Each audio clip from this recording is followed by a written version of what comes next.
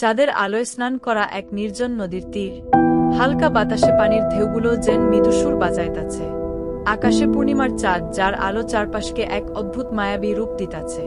তীরের কাছে দুজন বসে আছে, তারা পুরনো বন্ধু, অনেক বছর পর আবার দেখ।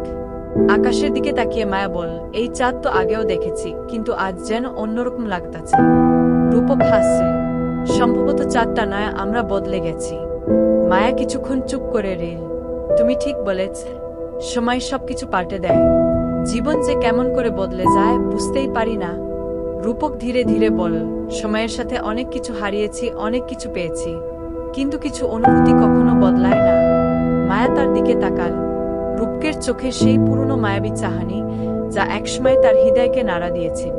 তাদের বন্ধুত্বে প্রেমের মৃদু ছোঁয়া ছিল, কিন্তু কখনোই প্রকাশিত হয়নি। হঠাৎ বাতাসে শিউলির ঘ্রাণ ভেসে এল, যেন তাদের মনের গভীরে জমে থাকা অনুভূতিগুলোকে উস্কে দিচ্ছে। তারা দুজনেই জানত এই রাতটা আর ফিরে আসবে না, কিন্তু চাঁদের আলো, বাতাসের সুর আর তাদের নীরব উপস্থিতি সবটুকু নিয়ে তাদের মধ্যে এক নীরব প্রতিশ্রুতি রয়ে গেল। কিছু কথা না বলেই তারা বুঝে নিয়েছিল, কিছু সম্পর্ক সময়ের বাইরে থাকে। চাঁদনি রাতের সেই জ্যোৎস্না তাদের স্মৃতিতে চিরকাল অম্লিন হয়ে থাকবে।